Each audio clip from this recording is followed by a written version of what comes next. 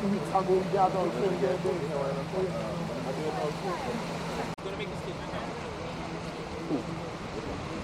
Singh is the guy.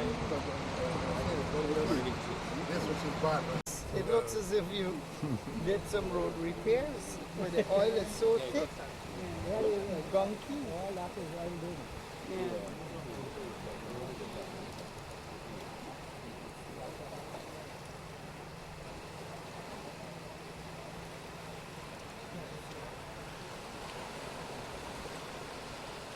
Off you go. Good morning. My name is Judith De Vertai. I'm a local Greenpeace activist, and I invited Mr. Mike Singh, Greenpeace International, an activist like myself, to come to Trinidad to view the oil spill firsthand, along with other environmental degradations. The OWTU President General, Mr. Roget, was kind enough to help me sponsor Mr. Singh to come to Trinidad and Tobago, and for that we are thankful. Today we are going to meet with the residents of the Station Beach area. We will view the beach area, and as you can see, a lot of the remaining oil is still on the beach. The chemical that was used, Orexic, apparently still did not do the job. But today we are going to view it. Mr. Singh is going to give an overview of what he thinks of the situation here. And indeed, when we've spoken to the residents, we will also get their view on how things have progressed since December 17th. Mr. Singh. Thank you. My name is Mike Singh. I am originally from Guyana in South America. I have been a member of Greenpeace since I was in my mid-teens going to school in England. My involvement with Greenpeace spans more than 20 years. In 1986, was part of the movement in Guyana with the late Professor Joshua Ramsamy in protesting against the then Desmond Hoyt government, whose plans were to bring carcinogenic waste to dump in Guyana.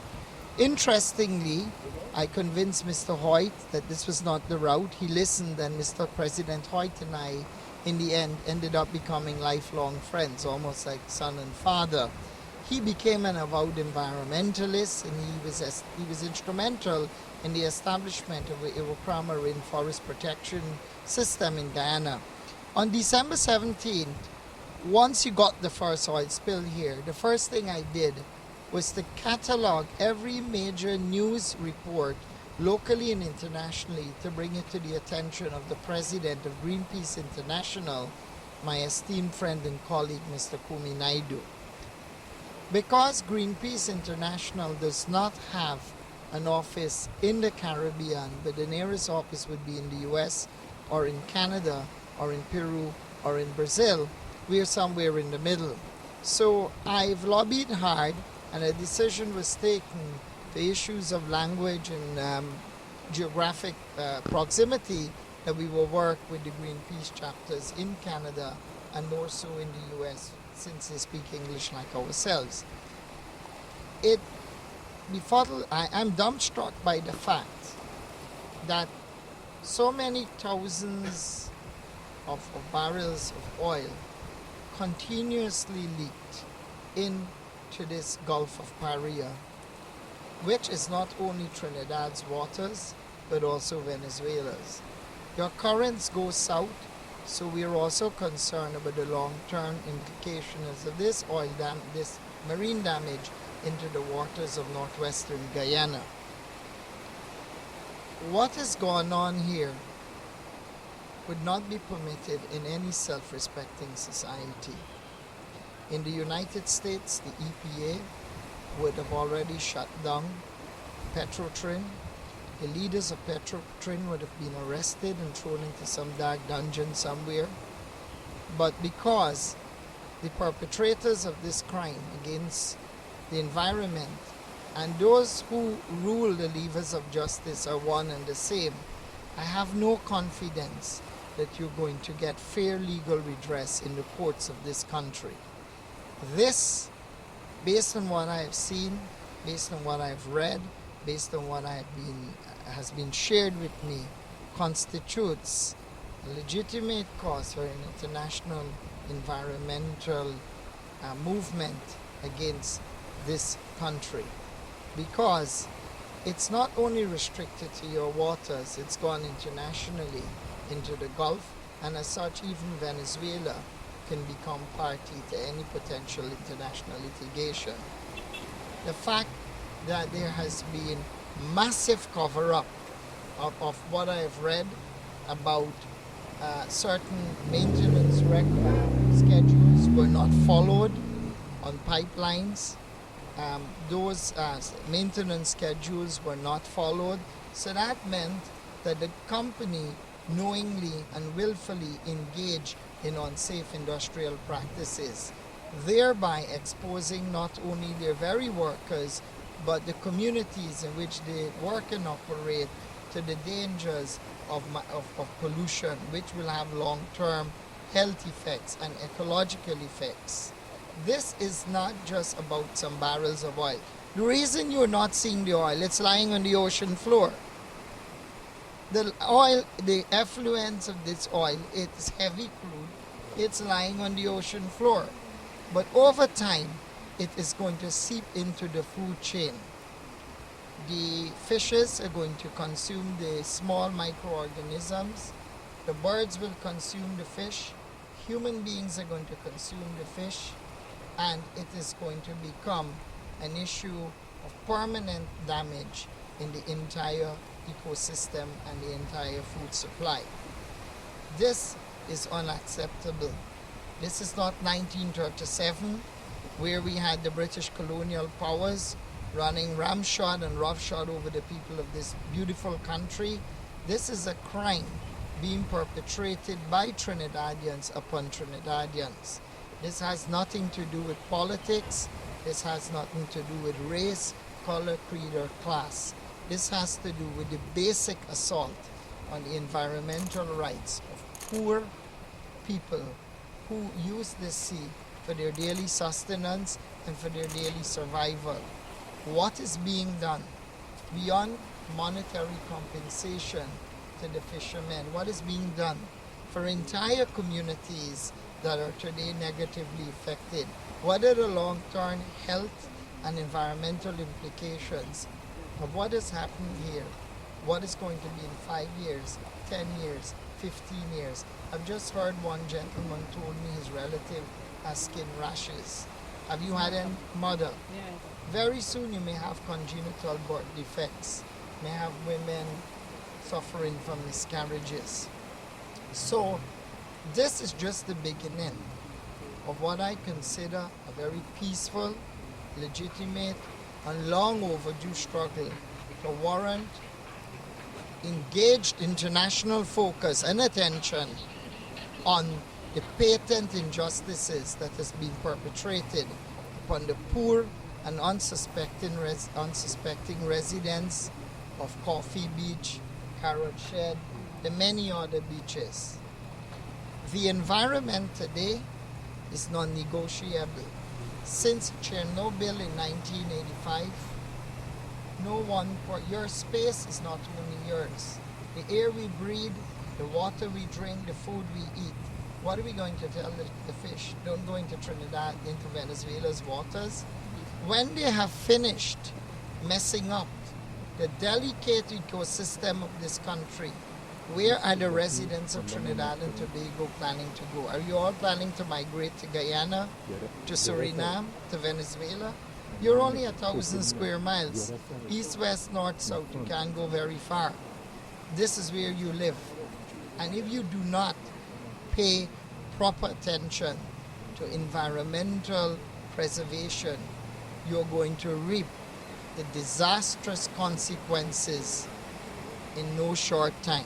So what is Greenpeace plan for Trinidad and Tobago? Our plans are very simple. I'm here on a fact-finding mission as a member, as a Greenpeace activist, and I'm committed to working with stakeholders about setting up a local chapter.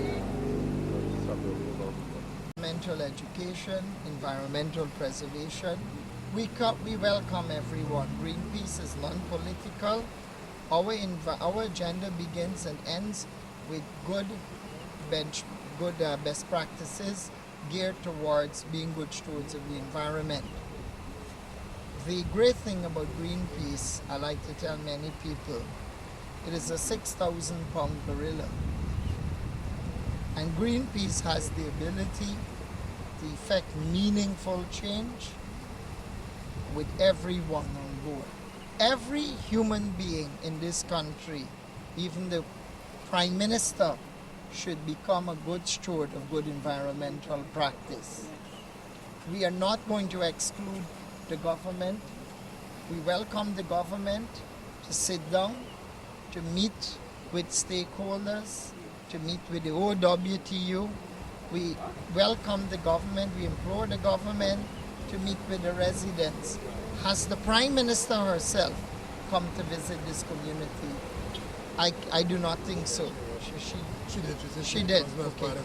Okay. Well, it's good the Prime Minister came, but what do we do after a visit?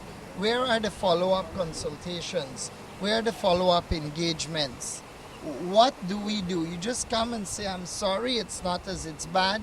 They go back to La Fantasy, and the local people here must sit and live here through this mess, through this environmental cesspool, it's a cesspit. This is wrong. This is unacceptable. The people of this place are just as important as the people in Faizabad, in Separia, in Caroni. The people of Carrot Shed, the people of Coffee Beach, the people of La Brea, they're taxpayers in this country as well.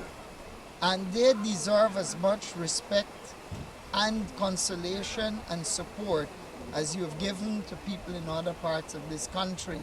So how long are you going to be here for? What do you plan to do within those? Oh, I'm here for the next few days, and I will be meeting with and visiting all affected areas affected by this oil spill. I will also be visiting the highway reroute movement, because that's another extremely sensitive issue. I'll be meeting with Dr. Koblal Singh, whom I have the highest regard. Orange Grove, Savannah, where I understand, Grand West Savannah, which I understand are natural aquifers, and they're planning to pave it over. As I've said, when you have finished messing up the environment of this beautiful country, where are you planning to move? Are you going to stay here, or are you moving to Mars?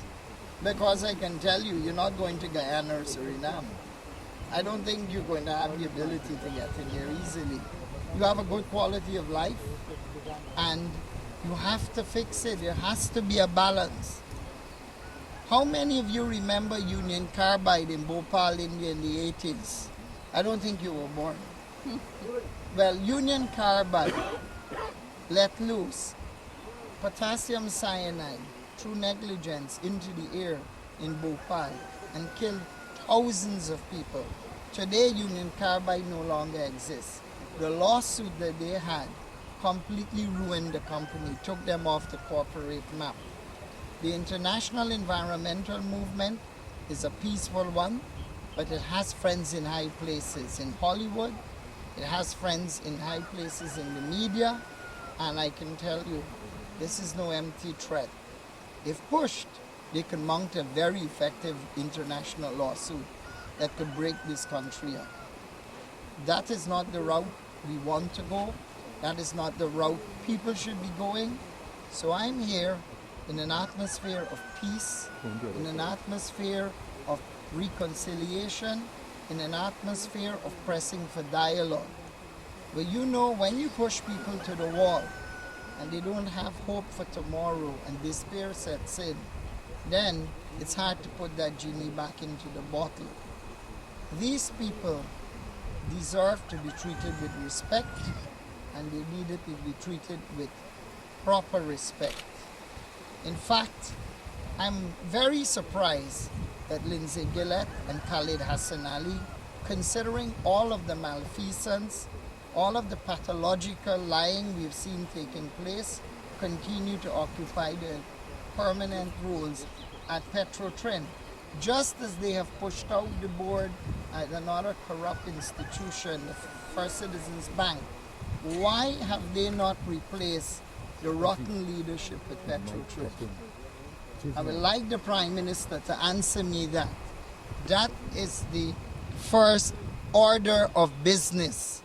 You cannot negotiate with the board of Petrotrin because no one has confidence in them.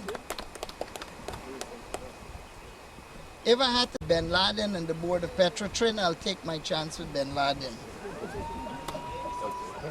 Mr. Roget can tell us a bit. We want to thank our comrade here, our dear comrade Mike Singh, for coming to visit what is a tragedy of enormous proportion. The Board of Petrotrin, the Minister of Energy, supported by the Prime Minister, attempt repeatedly to trivialize this issue here of this major oil spill. It is the worst environmental disaster the country has ever suffered. That's the first thing we want to remind citizens about. And also that there's a cover-up involved. The cover-up is involved simply because there are persons in high places wanted to protect themselves. This thing goes right up to the minister. And certainly it is correct to say that the board is culpable and the senior management, all of them are culpable in that regard. And therefore, the level of disrespect and disregard meted out to the residents here in Brea is almost unspeakable. That you could have had people's lives turned upside down, their livelihood, their way in which they earn a living impacted in an adverse way, and nobody pays attention to that. A lot of medical problems and issues and complaints coming from the residents. Persons the aged and the young, the babies complaining, and Petrotrin is playing and paying callous disregard to all of that, simply because it is their attempt to trivialize the issue and cover it up. Well, the OWTU was prepared from day one to not let this issue rest. And the country would have seen us going from stage to stage, reaching as far as the president, calling on him to intervene. And of course, we welcome the intervention of Greenpeace International to take an independent look at what was happening and tell us if we were wrong. We have our feelings about it. We are going to supply to Greenpeace International all of the documentary evidence and so on, all of the witnesses to this event so that a proper and independent assessment and judgment can be made. You would also recall the Prime Minister refusing to meet with us on a matter of national interest, refusing to meet with us, and the Minister of Energy making contrary statements, attempting to hoodwink the country in some colossal lie that was something to do with sabotage. No, they must not be allowed to get away with that. And finally, I just want to say, remember, Petrotrin's board and its top management agreed that they were culpable of some 6 environmental breaches and so on. They were fined. Yes, but Petrotrin is not the logo. Those persons in the management, HSE manager, top management, the president of Petrotrin, the board, all of them are still in their cushy jobs, even after admitting to environmental breaches in the aftermath of this oil spill. And I want to say also that that national task force that was appointed by the Prime Minister, we verily believe it was appointed to skirt the issue and to take away from what we identify as root cause. It does not have as its terms of reference determining what is the root cause of all of this, because again, as we speak here, if measures are not taken to correct the situation, there could be another environmental disaster, and they did not correct it. Nobody reports by the EMA, the IMA, and of the water. Well, we have absolutely no confidence in the regulatory body in Trinidad and Tobago, and that is why we welcome the intervention of Greenpeace International to take an independent view and make an independent assessment as to what occurred here and what steps were taken, if the correct steps were taken, if the steps that were taken further damage the environment, all of those things, and to give an assessment based on their experience, their wide and vast body of experience in environmental matters and issues and so on. And therefore, I maintain the point that the OWTU and a lot of persons in this country has very little confidence in those regulatory bodies. I could tell you the OSH authority for one. We have complained incessantly to them, and they are yet to really respond to those complaints. Our lawyers wrote them. They are still yet to respond to those complaints and so on. all of those persons appointed to all of those board of directors and so on are not independent. They are beholden to the government, and therefore we the people, we the union, we the members, and a large section of this national community have very little respect and or confidence in those regulatory bodies as it stands now. I would like The fourth or the fifth estate is your call. I would like to salute your peer, Kamini Maharaj, who has been doing a phenomenal job. If there's any journalist in this country that deserves a Pulitzer Prize, it should go to Kamini Maharaj. She has been fearless in her reporting from day one, in exposing the malfeasance, in exposing the grand cover-up, exposing the liar, the pattern of pathological lying.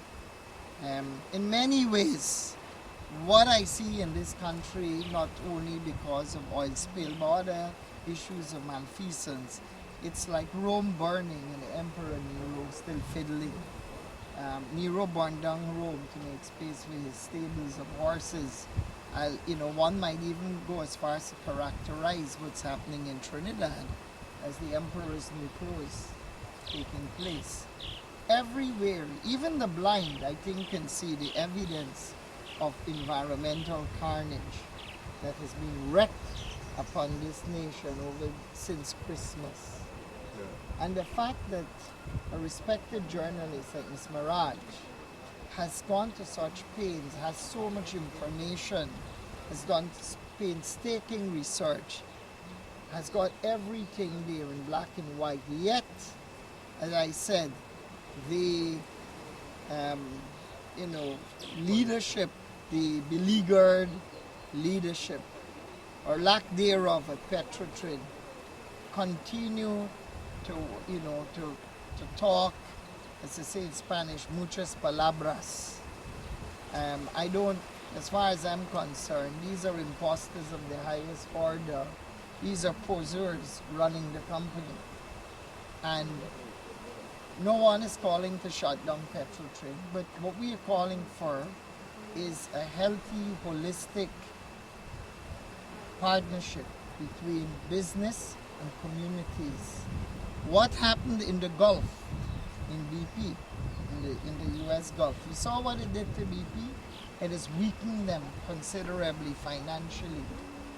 If Petrotrin had committed this environmental carnage in the United States or Canada, I'm telling you, the leaders would have been arrested by not cooperating with the EPA, by covering up. All of these things are what I consider obstruction to justice. But I'm a fervent believer that the truth will always prevail. And do not rest on your laurels, thinking that you can wish this problem away. Because, as Comrade Roget said, how bad is it's going to be the next time? How many more pipelines in the Gulf and therein are about to break? How do we know that tonight, before the sun sets, that there is not another oil spill? How do I know when I leave this place, I'm not going to turn on my iPhone and read massive oil spill, half of Trinidad covered by oil? This is a symptom of a mega disaster waiting to happen. A mega disaster is waiting to happen in that Gulf. How do we know that this cover-up is not the tip of an iceberg? And the next time, the oil spill could cover the entire west coast of the island. You know, we have a saying in Guyana that night runs until daylight catches it. That is where we are right now. Yeah. I think in Trinidad you have one that says, crapo, smoke your pipe. Yeah. And what I'm going to say, Petrotrin and the government should stop mamagaying the nation and the people of this country and themselves. The media, you have the most important role, in my opinion, of investigating and finding the truth. You are the voice of these powerless and helpless residents.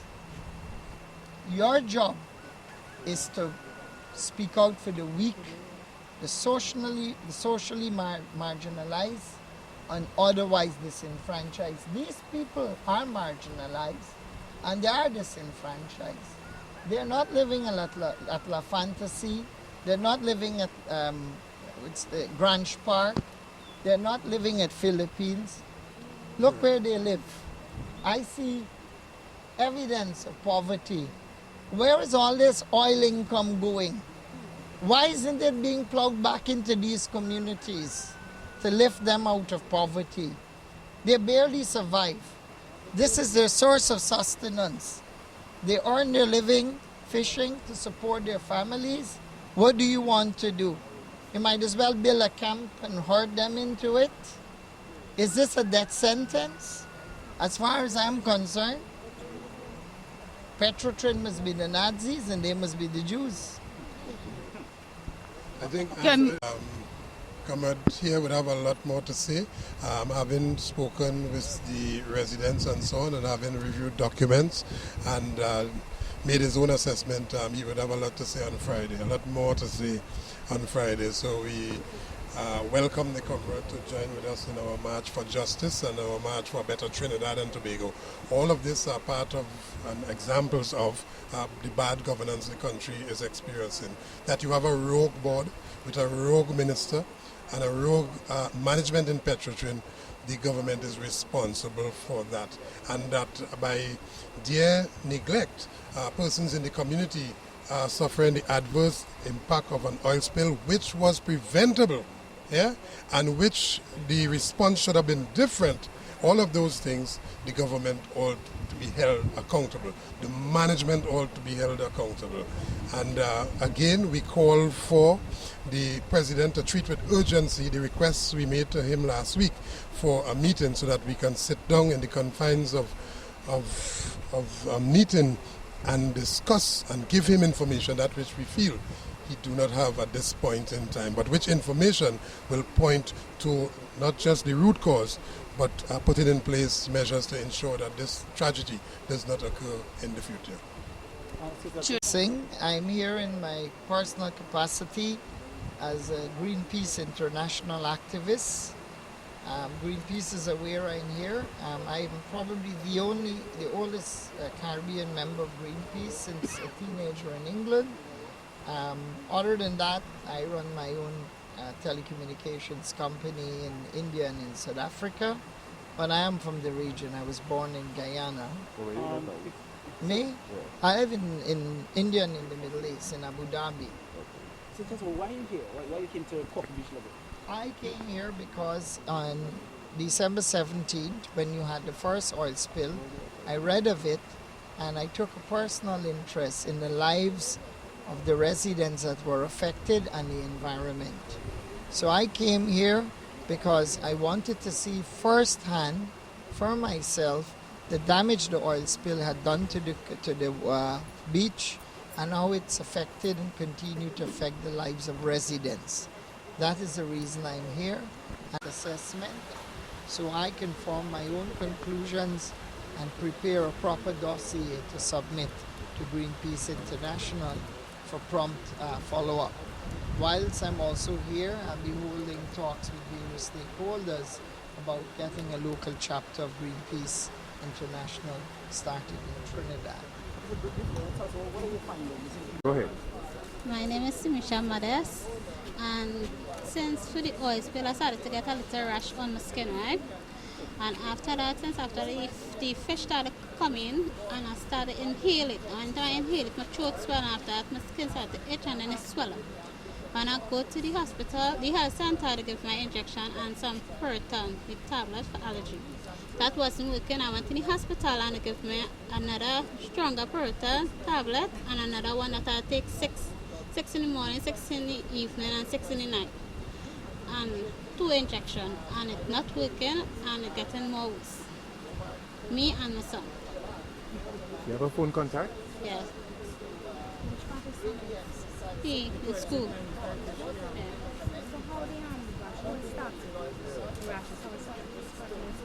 Well, it started to itch, and then since the spread thing started to come out. What's your phone number? 336-9720.